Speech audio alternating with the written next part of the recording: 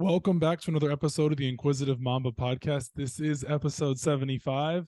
Oh my gosh, it feels so good to record. And tonight's guest, or sometimes like to call him my co-host, Max Adams. Dude, it's so good to see you. Joe, how have you been, man? It's been a while since I've last been on the podcast. I think probably like almost over 6 months, maybe. So it Yeah, feels good to be back.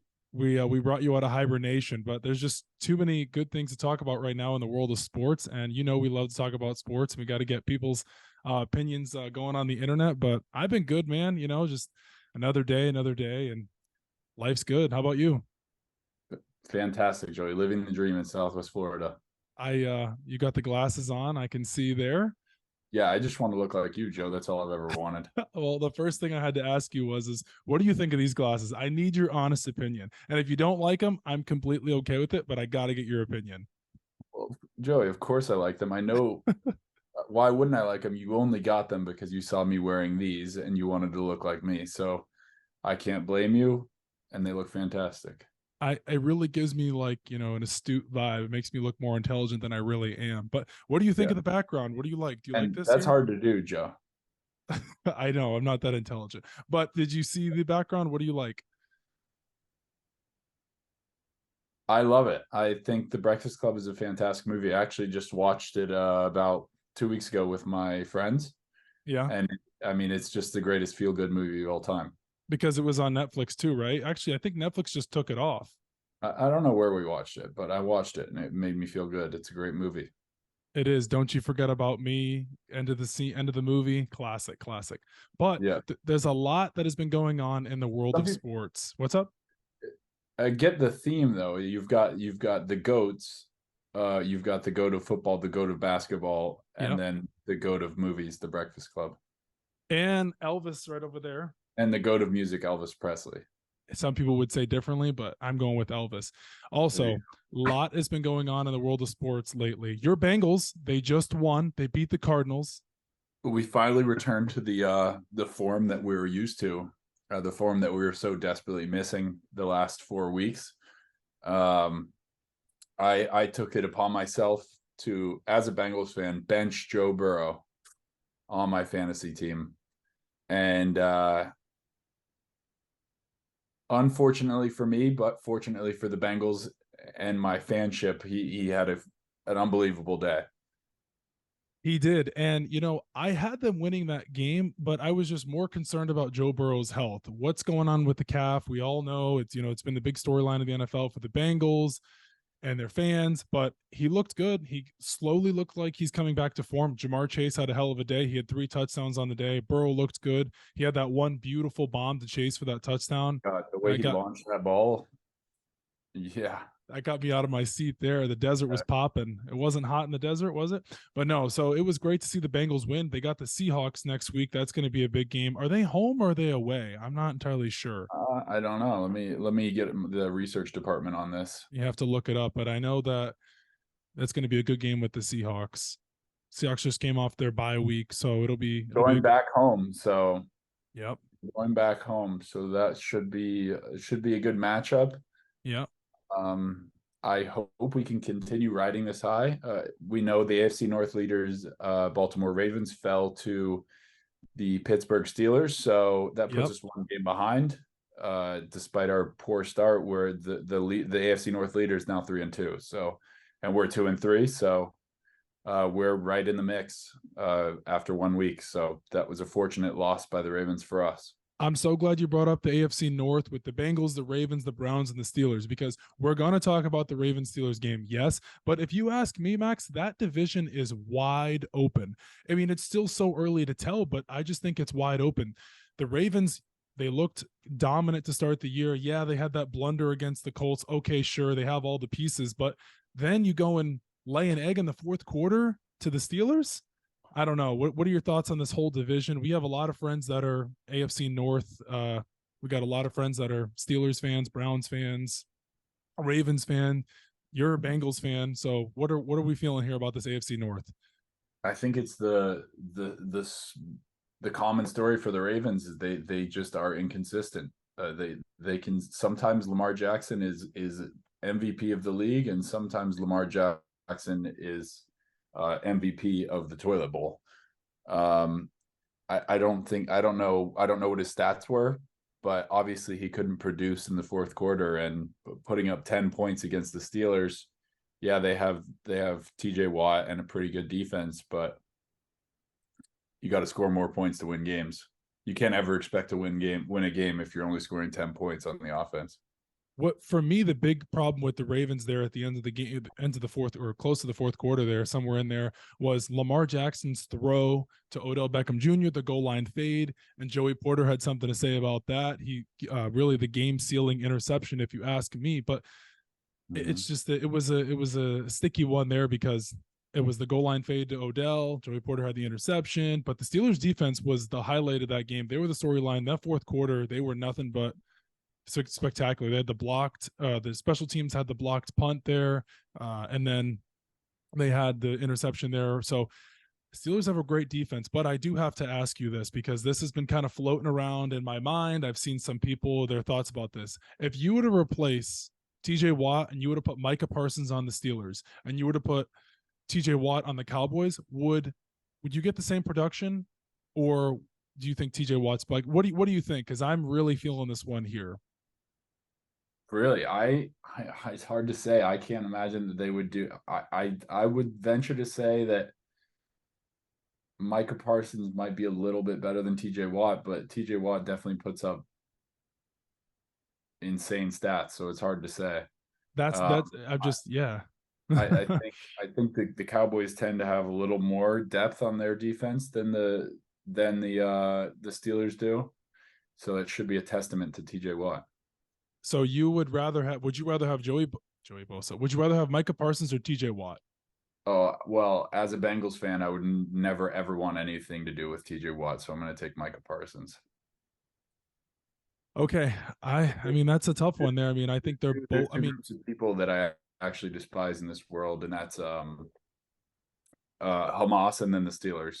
Oh my goodness, we're not getting into that, but I don't know if you were to just pick one, right, for one game, if you were to rather have TJ Watt or Micah Parsons, I mean, they're both such dynamic players. That's the problem. It's like a 1A, 1B for me. I don't know. I don't think I could really pick. I mean, TJ Watt is so dominant. So is Micah Parsons. So I can't really put a finger on that one. I don't know who I'd rather have. Yeah, that's tough. So Justin Jefferson, IR for the next 4 games with a hamstring injury. We know how good Justin Jefferson is, but how much will that affect the Vikings coming up here in the next few weeks? They just lost to the Chiefs in a very close game. The production level for the Vikings offense, will it go down? You have Jordan Addison, you got KJ Osborne, you got Alexander Mattison. Can Kirk Cousins prevail them? There's been some talks this week. What should the Vikings do with Kirk Cousins? Should they trade him? Should they not? How are you feeling about the Vikings in the coming weeks? Should they blow it up? Like, what do you think? I think the obvious answer is to say that look, you're going to be every team that would have Justin Jefferson would suffer if they lost him. So the Vikings are no exception to that rule. Do I think that they could win a few games while he's away? I sure hope so. I mean, they've been right in every game that they've lost, and I think they've lost every game in a 1-score game. So they're not a bad team. They're just losing that coin flip week in and week out. Whereas last year they were winning all those one possession games. So sometimes you get lucky in those one possession games. They've been rather unlucky, but I don't think they're a bad football team. So I think they can still prevail without Justin Jefferson, but obviously they will suffer in some ways. I agree with that. They have a good head coach in Kevin O'Connell. I love his play style. I love the way he goes about the game. And I don't think you can really blame Kirk Cousins. Like Kirk Cousins hasn't played bad this year. I just don't see like who to put the blame on. I don't think their defense is that good. I think that's kind of their weakness there, but their offense hasn't been bad. But like you said, going back to your point about the one possession game for them, they were in the game with the Panthers. They almost lost that, but they had the touchdown at the end. They were just in it with the Chiefs right there as well. They were somehow getting blown out by the Eagles, and then they came back in the end there. So like you said, they've been in these games. So I don't think they're a bad team, but like you said, sometimes it's just how the cookie crumbles. You roll the dice, and sometimes this is how it happens. It's the NFL, any given Sunday. They are a few plays away from having a really good record. So I Before I think that's a good sign for having a second half turnaround.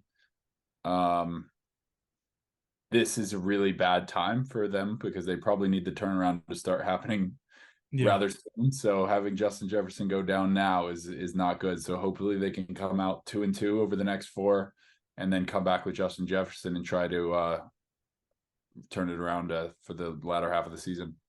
I also think too, we're going to see what the Vikings are made of, because this entire time not the entire time Kirk Cousins has been there, but most of the time we've seen Justin Jefferson, Kirk Cousins, Kirk to Justin Jefferson. How will this offense do without Justin Jefferson? How can Kevin O'Connell adjust? What can they do differently? Are they going to run the ball more? Are they going to put the ball in? I think Jordan Addison will be the wide receiver 1. So for fantasy owners out there, he's going to be your production level guy there. They like KJ Osborne as well. I can't forget about TJ Hawkinson because he's a really great tight end there as well. The Lions traded him last year to the Vikings. So I think you'll see the production level of TJ Hawkinson continue, and you'll also see Jordan Addison on the rise, a Southern California rookie. He's been pretty good this year, even though I had some stuff to say about him in the summer.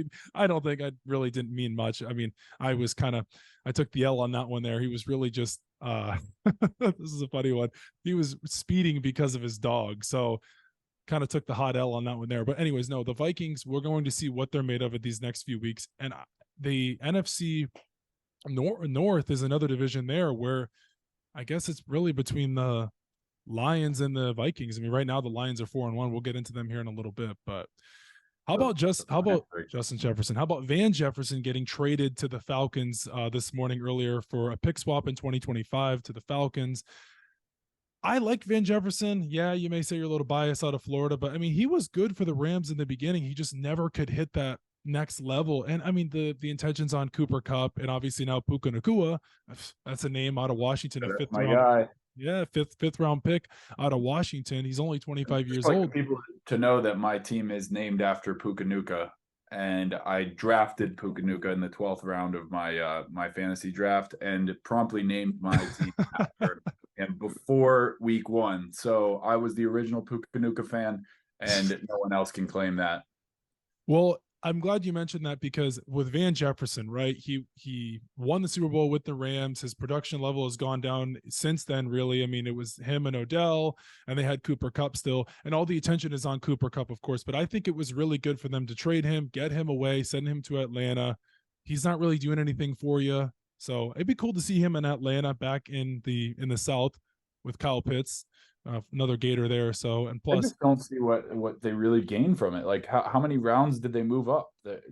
What was the pick swap? It was a pick swap in 2025. I don't know the exact number there, but I mean, I think it's really just kind of saying, see you later. Thanks for your time here. But I guess maybe did he have a contract that they didn't want to pay for anymore? Like, it doesn't seem like they're getting a lot of value out of getting rid of him. No, I don't think so. I don't know exactly the contract situation. I think he should be due here, but I don't think he would get paid much anyways. So, I mean, for Atlanta, if he does ball out for them, then maybe. I think it'd be cool to see him in a new light, though. Also because Kyle Pitts there, you got Drake London, Bijan Robinson, who's been sensational. That's the rookie out of Texas there. So that'd be cool to see him get into that mix with that offense there. Arthur Smith is kind of creative with his play calls too, so I'm kind of excited for Van. Nice fresh start. Sometimes you gotta turn over the leaf, and I love Arthur Smith. Going. He's the funniest looking guy. I just love when the camera pans over to him. He just looks absolutely ridiculous. That stash, like the stereotypical football coach. It's like exactly what we'd think out of a Texas high school. This guy's standing on the sideline, and he's a professional coach in one of the most high tech stadiums in the league, and it's like makes no sense with no sleeves on. Like, it's insane. I love it. That's so funny. Bijan Robinson is just unbelievable, like absolutely electric. Let's talk about that because you're a camera angle guy. How about that Bijan Robinson Skyview cam? That got me going. That got me out of my seat, Max. I could do that. I could do that for you. When next time you come to Fort Myers, you run through the yard. And I'll do the same thing that they're doing for Bijan for you. You do a few trips in the backyard. I'll be just fine. Oh my gosh! All right, Max, tell us do you know what camera they used on that one? I don't know what camera they used for that one. Oh my gosh! That's probably a big flying camera, so that's something crazy. I don't know. A little out of your price range. I think so. It could be that But no, $60,000 camera. Bijan Robinson has been amazing for them. I mean, most people expected that. He's making a lot of money as a rookie running back, but he's been a stud, and it's been fun to see him in that Atlanta offense. I like the Falcons. I really do. I'm not the biggest Desmond Ridder fan. Now, he's kind of silenced the critics with that late game drive. He had a great game from the blunder the week before. But Max, I was thinking about this on the way home. I was rushing home. I was making sure I got here on time. If the Atlanta Falcons were somehow able to get Caleb Williams with the offensive pieces, you got me out of my seat. Oh my goodness. Yeah. That would be something special. Oh my gosh. Something special. Caleb Williams to Drake London to Kyle Pitts, Bijan in the backfield. Oof, I like that. Special. Oh my gosh, that'd be special. Yeah, we'll see. I mean, who knows? They didn't look so bad last week, so maybe they can have a better second or not second half, but second quarter of the season. They were right in it. Yeah, I picked the Texans to win that game. They almost won that game, and then Desmond Ridder had the game-winning drive there. Stroud boys.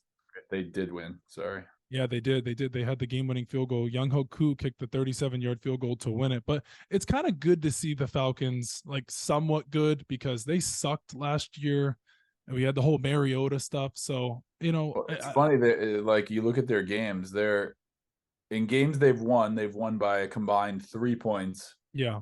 In games they've lost by a combined 30 points. Jeez. So like they're either all gas or all brakes. Like they are, when they lose, they're getting stomped. Except I guess for the opening, the season opener is an anomaly. They won by 14. But they lost. Yeah. They won by 1, and then they lost by 14, then they lost by 16, then they won by 2. So they are spotty as can be. They got dominated by the Jags the week before in London. We'll talk briefly about that, but there's a few more things before I gear up for, I think, the highlight of the show, and I think you know exactly what I'm talking about. You damn know what I'm talking about, Maxwell. Are you talking about the Patriots? We're not getting there yet. We're close. You don't want to talk about the Patriots. We're getting there. Not yet. We're getting there. We're getting there. All right. Okay. La'el Collins worked out for the Jets. Former Bengals guy. He also is potentially going to be working out for the Giants. So that's an interesting one there because both of those teams desperately need help at offensive line. Elijah Vera Tucker tore his Achilles against the Broncos this week. So that'll be interesting to see what he'll do. You know a thing or two about La'el Collins, Bengals fan. Play for the Bengals. Yeah. Yeah, I hate to say I have no idea what happened with him and the Bengals. Like I don't know why he left. Obviously, he's injury prone and he had a big contract, but it seemed like most people weren't exactly sure why he was getting dropped like that. So is he healthy? Does anyone know? Like it looks like, from what I've seen about him in the past and in recent, was his work ethic was very, very below average. Your lighting just went off, but his work ethic was just terrible, and he just looked super sluggish out there, kind of just going back and watching him. He was also on the Cowboys too. La'el Collins is one of those things where it's like it should never be a project with him, right? He was a star out of LSU, got drafted to the Cowboys, had a lot of off the field issues, but sometimes with those players, they get so far gone, you're not able to fix them. He's really late into his career. I don't know if the Jets are going to be able to fix him. I don't know if the Giants are going to be able to fix him. But I mean, the Giants could use him because they need offensive line help bad.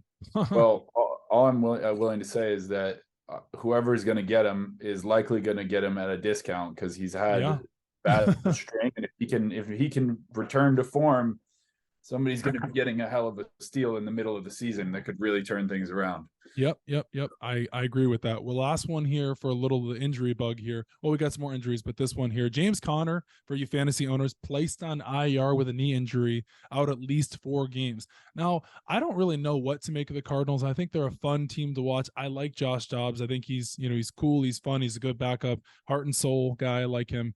I don't really like Kyler Murray, so I think but the Cardinals, they're a fun, tough, hard, competitive team. They play, you just watch them against the Bengals. They're tough, man, Yeah, I mean, Josh Dobbs certainly didn't look like a star, but No. I mean, we put the pressure on him. Yeah, they're a fun game to watch. I wish I watched the Cardinals Cowboys game because that obviously was a wild upset. Yeah, I was. Yeah, they got. I mean, Cowboys. They got handed to them. They got their Josh tails Dobbs handed them. not looking hot in the game against us. So the Cardinals have always been a nothing team to me. They're so insignificant to me at all times. The most significant thing to me about the Cardinals is that they had AJ Green and Carson Palmer. So other than that, I don't really give a crap about the Cardinals, and I will continue to not give a crap about the Cardinals. They're just a weird team. They're just a wonky West Coast weird team. You got the two W's in there. No, they're just a weird team. I don't know really. They're not a fun team to watch. Nope. I mean, not had any significant names on their team since Kurt Warner left, from what I can remember. Like Eric Fitzgerald, they had, but right. I mean, if you want to go significant, I guess in recent times you go with DeAndre Hopkins, but it was a very short stint there with him for a year or two, and then you got Kyler Murray. Yeah, crop top, and he's too busy playing Call of Duty, and he can't stay healthy. Right. Supposedly he's coming back in a few weeks, but I'm ready for it. I'm ready. I'm ready. Yeah, I that team just seems to be lacking star power. I don't know. They're just people. They seem to be a forgotten team. Yeah, they really are. I don't know if it's the market or not, but I mean, hey, you know what? They get a real quarterback in there. I think you know who I'm talking about, Caleb Williams. Things could change very easily. It could. You get Marvin Harrison and Caleb Williams because they're supposed to get the first pick and then also the second pick because they traded with the Texans last year with the CJ Stroud, Will Anderson trade. They can get those guys in there. We might be talking about different Cardinals teams. The Cactuses will be going from down to up real quick. All right, Max, I'm ready for it. You can see Tom Brady on the wall. I know he's not there anymore, but I don't think Mac Jones is the one to blame here. Yes, Mac Jones has turned the ball over 100%, but they don't have a good offensive line. And let me tell you something, Max. So let me ask you this: what players on their offensive side of the ball scare you? I'll go players. Juju Smith-Schuster, does he scare you? No. Mike Gesicki, no. Devontae Parker, no. Lowest separation rate in the NFL last year. What guys, and Hunter Henry as well, what guys there scare you on the offensive side? Kendrick Bourne I miss, and then Pop Douglas, the rookie. What guys? Dude, I'll be honest, I've never even heard of any of those people. But I'm just saying, what guys scare when you're an opposing coach, that's right? What I'm saying. Yeah, they certainly don't scare me. I've never heard of them. But the point is, it's just they're nobodies. There's no conversation. Not a single Patriot is brought up in any conversation of top this or top that. No, they're not.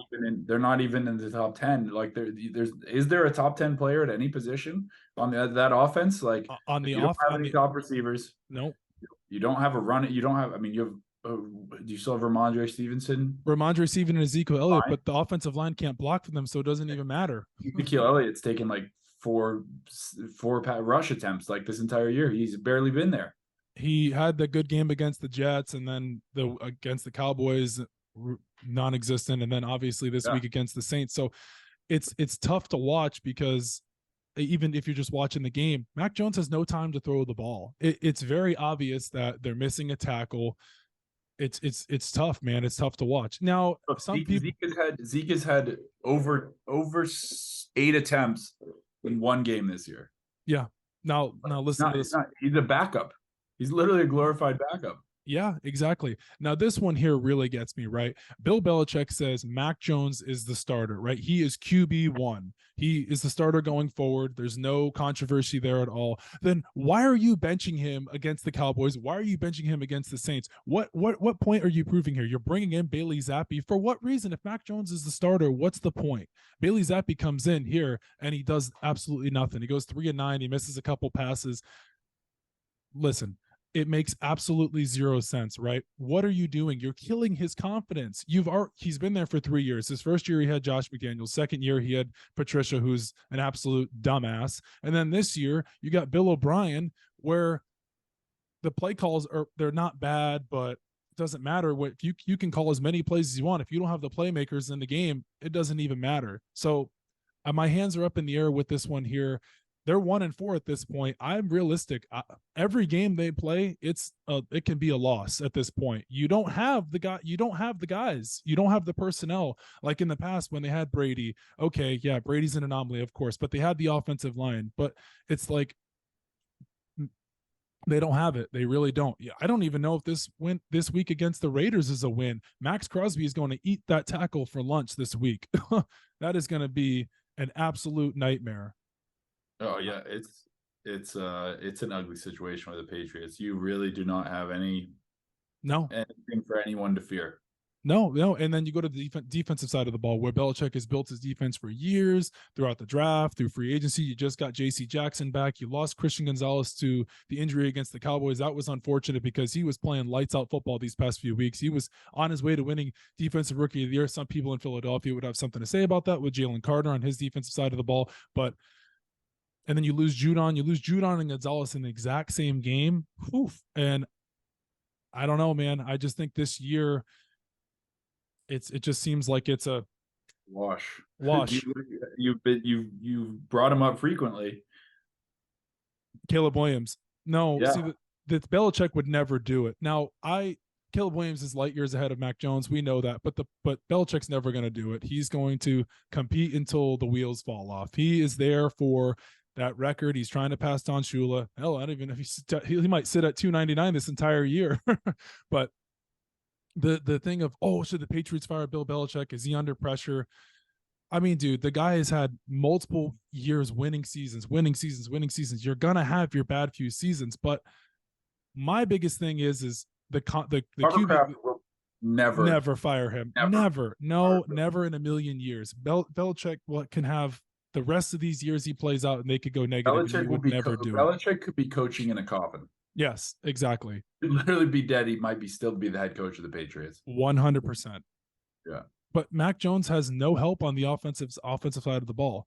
Yeah, yes, he shouldn't turn the ball. He needs to be better. He needs to stop turning the ball over. He's under so much pressure. He doesn't have any time to throw. It's like if Mac Jones was they had the offensive line, and let's say they had a number one wide receiver and he was playing like this, and I'd say, yeah, okay, bench him, bring in Zappy. But I just don't see the point of benching Mac Jones. So, but this one, Patriots, Joe. The reality is they really, really suck. All right, fine. I'll ask you, who is the worst team in the NFL? I'll give you 4 names: Patriots, Broncos, the Bears, and the Giants. Out of those 4, I'm pretty biased. Okay, go. I'm waiting. Pretty biased. I'm gonna go the Broncos. Okay. And I think I mean, I don't know if I've watched barely any Broncos football. It's been bad. I just cannot stand Russell Wilson. You've said this since last year. I mean, I absolutely hate his guts. Like, he is such a fraud, and the way he comes out and tries to he tries his hard. All he cares about it is his persona and looking like some angel. And then he comes out and throws 3 picks a game and one touchdown every other game. It's pathetic. It's just I don't know if they're the worst team, but they're the most pathetic team to me. They have all this. They're definitely the biggest disappointment with the return of Sean Payton, and Russell Wilson 2 years ago was the highest paid quarterback I think ever. Yeah.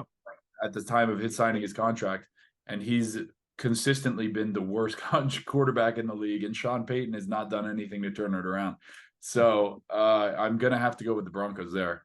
I haven't. I mean, yeah, I think, yeah, I'd have to say they are. I mean, maybe you go the Giants now because Daniel Jones is hurt. Their offensive line is just terrible. They actually have a pretty solid defense, but I don't know. I'm stuck. I'm stuck on the Broncos here as well. I thought they were going to win. I was like, oh, they're going to be home. You know, Russell Wilson, Sean Payton. I mean, it's not 10 years. It's not 5-10 years ago, but I thought we get a little more something. But it's just Russ doesn't have the mobility he used to have. I think we all know that. I think that's a big thing there. Their run game hasn't been very good. They're just. But okay, fine. Let's say the Broncos, stink it up the rest of the year. What are you going to do with Russell Wilson after the end of the year? You're going to get rid of him? You have him owed all that money. So what are you going to do? They're not going to fire Sean Payton. you know what? Sean Payton, I don't think he likes Russell Wilson. I really don't. I don't think he likes he had his own office. Max, what quarterback have you known throughout the NFL, the time you've been watching football till now, has their own office that was publicly leaked? Peyton Manning never had his own office that I knew about. Tom Brady never had one. Aaron Rodgers, I'm not a big fan of him, but Drew Brees, Russell Wilson gets his own office for what? He hasn't done it. He hasn't done anything in Denver. That's like me doing all he's that. An egomaniac, dude. He's an egomaniac. All he cares about Yep. is his public persona and managing his celebrity. That's like me putting all of my time and effort in with another company. I got all my accolades there, and then let's say I worked for Google all those years, and then Apple hires me because our relationship with Google ends. I don't deserve. What have I earned at Apple? I haven't earned anything. I earned all my accolades at Google. Let me earn it. Like you said, it's his persona, it's his ego, and it's shown. He's pathetic. He comes off as the most fraudulent like person. Like it's crazy. You see the ingenuity in. He's just comes off as very ingenuine. Like the way he smiles at everything, and you can see it in his eyes. It's terrible. So we talked about the Patriots, we talked about the Broncos, which is a weird statement there in a sentence. The Broncos and the Patriots both being bad. I don't remember the last time I heard that. But how about this one here? Devin Achane, for fantasy owners and for NFL football fans, he is hurt. He is potentially going to be on IR for. They're trying to figure out if he's going to hit IR or not. But I don't think it'll be really much of a drop off because they still have Mostert, and then Jeff Wilson is also coming back. And I think with that style of offense, how McDaniel and the Dolphins run it, I think they'll be okay. Yeah, I think they'll miss him a little bit, but I think that Mostert can definitely carry the weight. I think they'll be fine. They could have no running backs. So they've got Tyreek Hill and Jalen Waddle running around the field. I think they'll be just fine. I really don't think step in at running back for Miami Dolphins and they will still put up 25 points in a game. Oh, that's funny. Yeah. I mean, I think they'll be fine. I mean, they're supposed to get Jeff Wilson back this week. He's just been sitting waiting in the wings. No, he's been hurt, but I just think they'll be fine. So what happened to Chain though? It didn't seem like he got hurt in the game, did he? No, I guess he may have bumped his knee. I don't know. It's just it's a knee injury. It might not. It might be preliminary. It might be not that big of a deal. But they're like, well, we kind of already know we're good for the most of the season. We have Mostert. What's the point of putting him out there if he's a little banged up? I don't think so. But for NFL research here, Achane 7 touchdowns in his first 4 career games, are the most by any player in NFL history during the Super Bowl era. That's fucking insane. Yeah, that is impressive. I did not know that. That's insane. That's insane. I mean, he's averaging 12.1 yards per carry. My roommate Aaron, he just recently actually made a fantasy trade where he traded Joe Mixon for Achane. He received Joe Mixon and traded away Achane with some wide receivers. I think it was Christian Kirk and Jalen Waddle. So he received Joe Mixon and Jalen Waddle. And after Joe Mixon didn't do much this last week, and Achane again balled out. Pretty relieved at least to see that Achane was injured. So he won the trade in the short term at least. He hit that hole against the Giants, and I was like, he's gone. He's gone. He didn't even get touched. It's like, yep, there goes the track star. He's gone. He ran track in high school. Pretty sure he ran track at Texas A&M, but he used to kill Florida at Texas A&M. I'd watch him and I'd be like, there he goes. He's gone. Number 6. Yep, there he goes. See you later. Yeah, he's got that speed, man. It's crazy. He is fun to watch. But got to talk about the Packers and the Raiders game last night. That was a woozy doozy. Gosh, what's the stuff to keep you awake? What are the pills to keep you awake? You got to get, what's the name of one? I did not watch that. To be fair, I was asleep, so I needed some of whatever that was. But I'm sure if I was watching the game, I might have been asleep sooner. Let's go PG-13. We'll go some Red Bulls, some Celsius, some Monster. Yeah. Celsius is good. Celsius is good. But that was boring as could be. Oh really? Man. Oh, it was 17-13. It was 3-0 for most of the first half. And it's just Jordan Love threw 3 interceptions. He threw the game at the end there, the interception to the Raiders defensive back. I forget his name. It's number 21. Is it Akil Robertson? Yeah, Christian Watson. Jordan Love threw it. He dropped back, threw it. Watson was running a go route basically, and he kind of stopped, and Love saw him, and the defensive back kind of basically had the hops and just completely mossed Christian Watson. It was tough at the end there for Packers fans. A lot different for Packers fans.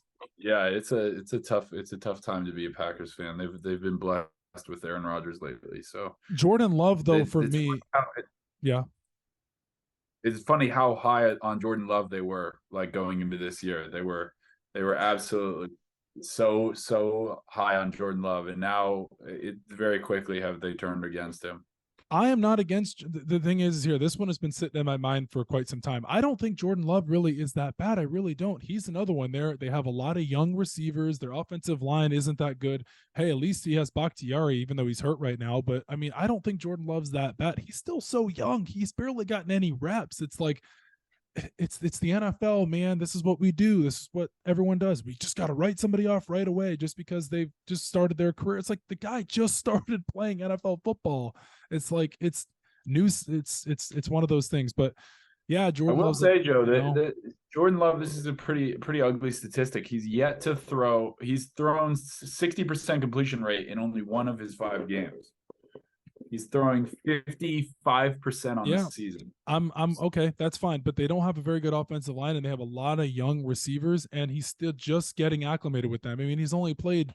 This is his first full season. I mean, let's give it. I mean, some people are saying, well, let's judge him by Thanksgiving. Well, let's judge him by Christmas. It's like, let's give him a full season before we can completely write him off. Oh, that's his name, Amik Robertson. I wrote it down. Excuse me. Goodness. Yeah, Love through the deep pass to Christian Watson in the end zone. It was picked off. Acrobatic catch by Amik Robertson. So doesn't matter. The Raiders are going nowhere. Hell, they might even beat the Patriots this week. If the Raiders beat the Patriots this week, dude, I don't know. I told my roommate last night, I said, I might have to eat some cat food. Oh gosh, that'll be terrible. But this one here, Josh McDaniels. No, I want to see you eat cat food. No, I'm kidding. I'm not eating fucking cat food. That's Joe, disgusting. You just said you're going to eat cat food. I said maybe. The viewers want to see it, Joe. That's disgusting. The viewers want to see it. I'll eat it with you, Joe. Oh my gosh, that's gross. Josh McDaniels, though, the controversial decision to kick the field goal or to go for it on 4th and 1. He decided to kick the field goal. I'm contemplating that one there because you got Josh Jacobs 4th and 1. You're the ball's in your hands. Driver's seat is in your hands there. You get it. You get it. You win the game basically. But they opted for the field goal, and some people were, had their opinions about that. I really think he should have just went for it on 4th and 1. You got Josh Jacobs. You're putting the ball in your kicker's hands. He's a great kicker. Daniel Carlson's a great kicker, but he missed the one before that. I don't know. So I don't know. What do you think about that one? I did not watch the game, so I forgot.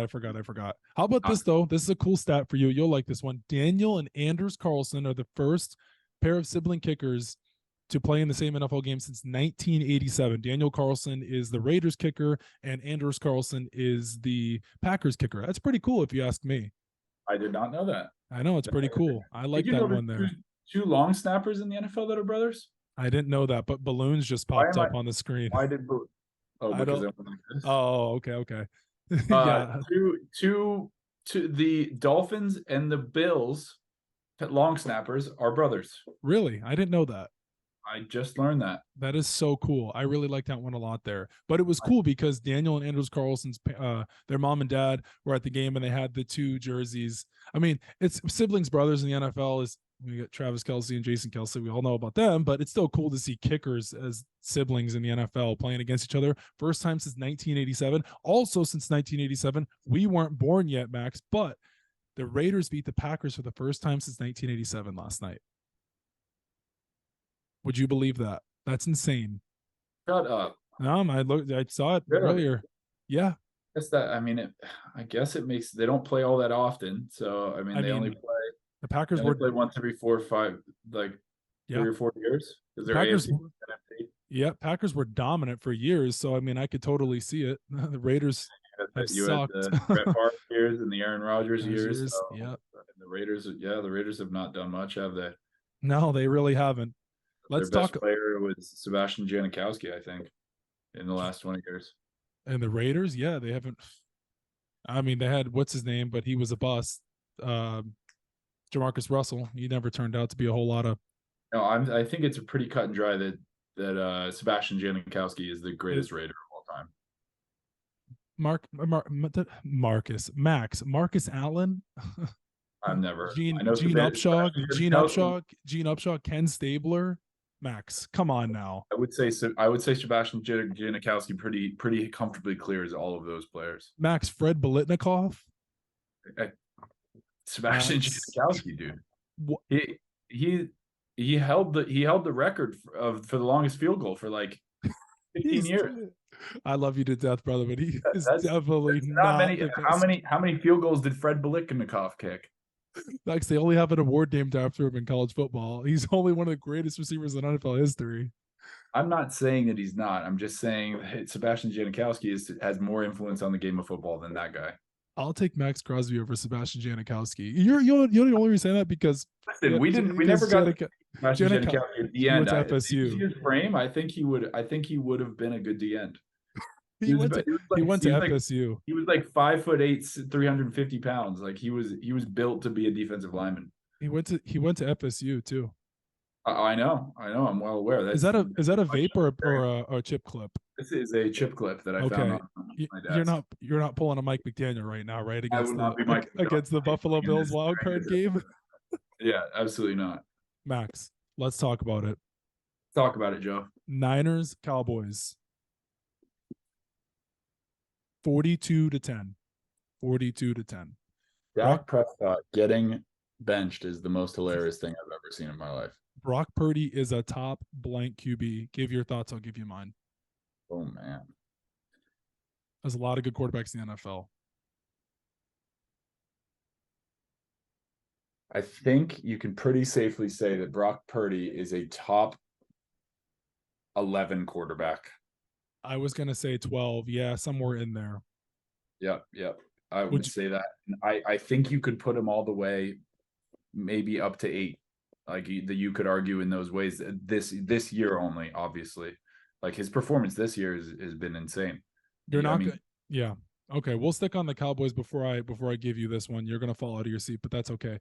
The Cowboys got dominated by the Niners. I mean, all phases of the game. Yeah, you just fell out of your seat. Yep, I know. Oh my God. Not that one. But how about this one though? Listen to this quote here for you. I got one for you. Ow, I think I fucking broke my leg. I got a quote for you. Ow. You ready for it? Yeah. Dak Prescott said this after the game. He said, sorry, I got to scroll to it. Excuse me. Here it is. Oh, I lost it here. Sorry. I can't find it, Max. Oh my goodness. What are we doing? Dak Prescott said to who? Dak Prescott said this after the here it is. I didn't see it coming. This might be the most humbling game I've been a part of. Dude, what? Okay, maybe you didn't see you getting blown out, but to say something like that, and then the Micah Parsons trash talk with George Kittle, he was basically responding to him because George Kittle said "fuck Dallas" with the T-shirt. He was like this. He's like, "Yeah, what's wrong? But what's wrong with Dak Prescott being humbled?" No, with what he said, I think it's just a weird thing to say at that time. Why? Because you've played so many years in the NFL to be like humbled at that. Like what? Do you know what humbled means? Yeah, to knock you off your block. Yeah. He's been humbled. What does he deserve to be cocky for? He hasn't done anything. He hasn't won anything. It's fair. So that's what I'm saying. Like I mean, Dax seems like a great guy, but the point is it's like you got punched in the mouth, dude. I don't know, man. I can't. I don't know what to make of the Cowboys. 1 week they dominate, the next week they get blown out. It's like there was no like, oh, they got punched in the mouth, Max. Like this wasn't even. This was utter domination. Yeah, no, Joe. They got stomped. Yeah, they did. And there's no. Who's to blame though?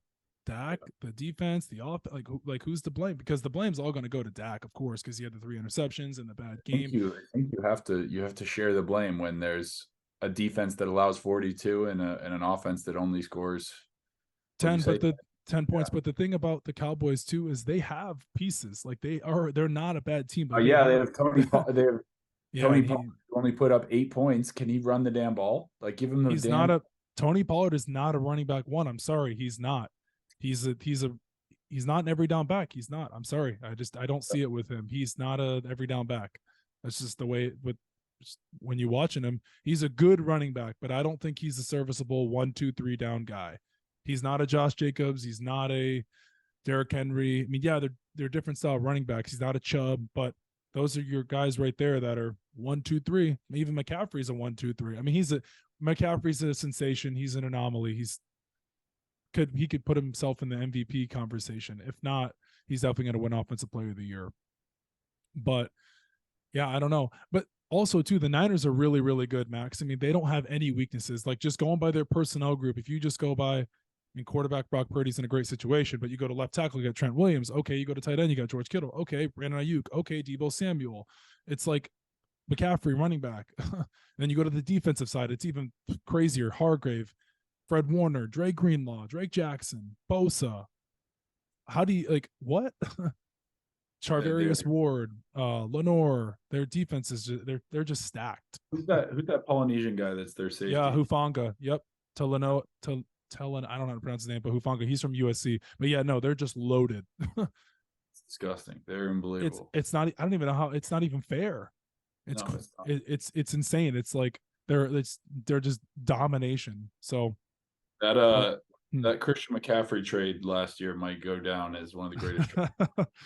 It is insane the way they're working out. Their offense just fires on all cylinders at all time. Are you feeling how I'm feeling when we talked about this a few months ago, that he's worth every dime and every penny? Or no? Are you still sticking with running backs? Or are you going to budge because McCaffrey's just an exception? Listen, I'm not going to change my stance. Like it is really, really tough for a team to make the call of trading it all away for a running back in this day and age. Fortunately for the Niners, it's worked in their favor. That doesn't change the fact that the running backs do not last long and are often injured. So luckily for the Niners, and obviously, luckily for the Niners, Christian McCaffrey has stayed healthy, but he is an exception to the rule. That doesn't make the rule not true. The running backs are not all that valuable in today's day and age because of how brutal it is to be a running back. And McCaffrey is a literal unicorn. So yeah, he's an exception. I will say I was wrong about McCaffrey, but it doesn't make me wrong about running backs in general. No, you make a valid point there. I mean, they get hurt a lot too. And I mean, listen, knock on wood, McCaffrey doesn't get hurt, but everything could change like that if he does get hurt too. So yeah, you definitely make a fair point there. But let's talk about this though. Christian McCaffrey, does he deserve to be in the MVP conversation? I think yes. I don't see why he doesn't deserve to be in the conversation. Now, yes, the NFL loves giving quarterbacks the awards, but he makes a strong case. He really does. Look at how well he's played these first 5 games of the season. McCaffrey deserves to be in that conversation. Yeah, I'll say this: if the Niners remain the number one team in the league through the end of the season, they're going to give it to McCaffrey over giving it to Mr. Irrelevant Brock Purdy. They wouldn't. I don't even think. Well, right now, I don't think Brock Purdy's in the conversation. As in, like right now, it's Tua. But I'm saying if they finish the season as the best team in the league, I don't think they give it to McCaffrey. I still don't think they do it. Really, even if he's the best team in the league. I don't think so. I think they give it to a quarterback. Because it's a quarterback heavy driven award. It has been for years. The last time running back won the MVP award was AP in 2012. Yeah. So I think they would give it to Josh Allen or Tua, or if another quarterback can come out. Also, I think this though too, Jalen Hurts is going to creep up in that as well because they're going to have a really good record as well. I just think it's a quarterback driven award. That's how they are. I think if the Niners stand alone as the best team in the league and McCaffrey keeps pace, he has a very good chance. I think he has a very good chance, but I still think they would give him Offensive Player of the Year and they give it the quarterback award to MVP. They give the MVP award to a quarterback. Yeah, I mean, statistically, you're not making a hot take. That's definitely Oh that's no, definitely how it I'm just usually saying goes. like what you're saying it makes sense as well, but I just don't think they would do it. I mean, it'd be fun. I think he definitely deserves it, but they won't do it. NFL is too driven on the quarterback, especially with the way the NFL is now with quarterbacks in the passing. So that's it for the Niners and the Cowboys. Oof, man, that's a tough one for Cowboys though. Jags Bills, little London action. That was a fun game. Jaguars took care of business there in that one. I really don't know what to make of the Bills. One week they're good, one week they're not. And then you got the Titans and the Colts. Gardner Minshew had to take over for Anthony Richardson because he got hurt. He's shoulder injury. I love Richardson, man, but he's getting himself banged up. He's young. He's fun to watch, but it's like, man, he's getting rocked out there. The shoulder injury the week before he got the concussion. It's like you might have to tone it down a little bit, but oof. So yeah, I mean, we talked about the Ravens, the Steelers, we talked about the Pats, we talked about a lot. We did. So Yeah. What'd you say? Anything you want to add before we wrap up? Yeah, time for bed. I hope everyone has a wonderful night and enjoys this episode of the Inquisitive Mamba podcast weekend recap with Joey Monroe and Max Adams. We got we're gonna wrap it up here though. Max, I have one thing to say though before we end off. I've been thinking about this one all day. Unpopular opinion. I think Teslas are overrated. I do. They're Max. We'll bring it back next week. We'll talk about that. No. We're finishing this off here.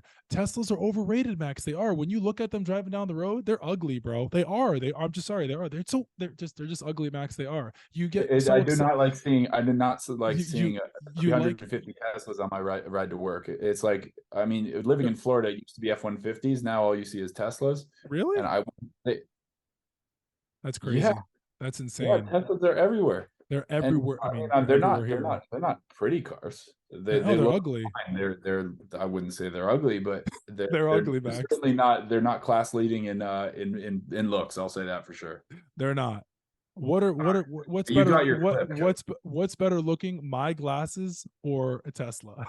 Joey, there's nothing in this world better looking than you are, Joey. So oh my gosh, relax. Yeah, All right, guys, that'll do it for us. Thank you guys for tuning in. This was a nice, fun episode with Maxwell Adams. It was a fun pleasure to have him on. We're going to be back, guys, for some more football stuff, some more sports stuff. We're not going anywhere. So don't think that sports was getting closed on the podcast, because I'm going to talk about sports until the day I kick it. So don't think otherwise. Thank you guys again for tuning in. Episode 75.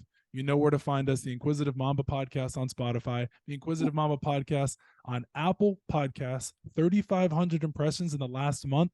Let's keep going. We'll see you next time.